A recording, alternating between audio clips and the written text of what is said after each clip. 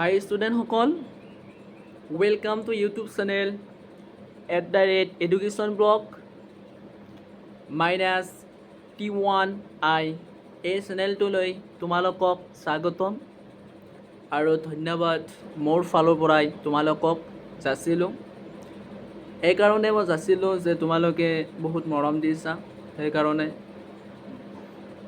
আৰু আজি মই আহিছোঁ ক্লাছ 12ৰ অসমীয়াৰ সাহিত্য সৌৰভৰ প্ৰথম অধ্যায় মোৰ মাতৃভূমি দৰ্শন।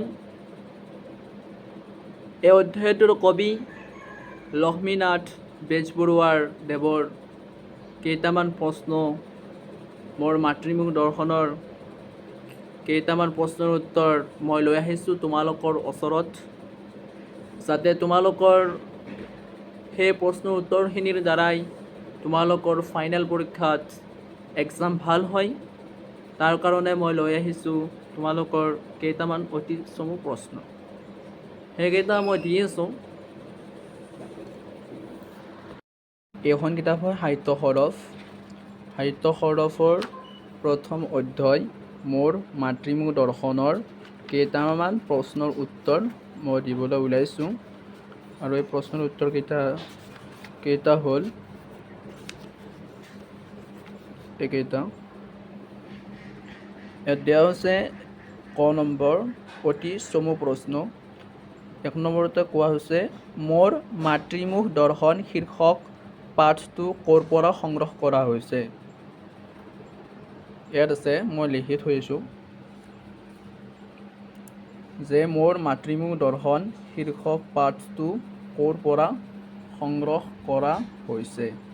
এনচাৰটো হৈছে ডক্টৰ নগেন শইকীয়া সম্পাদিত বেজবৰুৱা ৰচনাৱলী প্ৰথম খণ্ডৰ পৰা লোৱা হৈছে। এবাৰ আহিল দ্বিতীয় প্ৰশ্ন। ইয়াত কৈ আছে, সম্বলপুৰ ভাৰতৰ কোনখন ৰাজ্যত অৱস্থিত? ইয়াত দিয়া আছে যে 2 নম্বৰ, সম্বলপুৰ ভাৰতৰ কোনখন ৰাজ্যত অৱস্থিত? এনচাৰ হ'ব উৰিষ্যাত অৱস্থিত।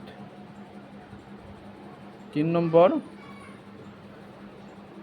যে বেজবৰুৱাই মাতৃভূমি দৰ্শনৰ বাবে ক'ৰ পৰা ক'লৈ যাত্ৰা কৰিছিল?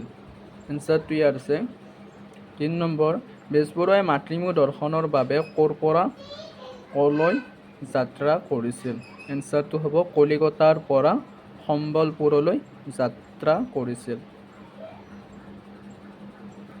4 নম্বৰ, 1930 চনৰ 19 ছেপ্টেম্বৰত সম্বলপুৰৰ পৰা অসমলৈ যাত্ৰা কৰোঁতে বেজবৰুৱাৰ সংগী কোন আছিল? ইয়াত আছে 4 নম্বৰ, 1930 চনৰ 19 ছেপ্টেম্বৰত সম্বলপুৰৰ পৰা অসমলৈ যাত্ৰা কৰোঁতে বেজবৰুৱাৰ সংগী কোন আছিল? এনচাৰ হ'ব সহধৰ্মিনী প্ৰজ্ঞা, সুন্দৰী দেৱী আৰু সৰু জীয়ৰী। তাৰপাছত আছিল 5 নম্বৰ, লক্ষ্মীনাথ বেজবৰুৱা ৰচিত এখন ধেমেলীয়া নাটকৰ নাম লিখা। এনচাৰটো ইয়াতে আছে 5 নম্বৰ, লক্ষ্মীনাথ বেজবৰুৱা ৰচিত এখন ধেমেলীয়া নাটকৰ নাম হ'ল, এনচাৰ হ'ল পাচনি আৰু লেটিকাই। ইয়াত মই 2খন দিছোঁ আৰু বহুত কেইখন আছে, পাচনি লেটিকাই। ধন্যবাদ আজি এই চেনেলটোলৈ। জয় আই অসম।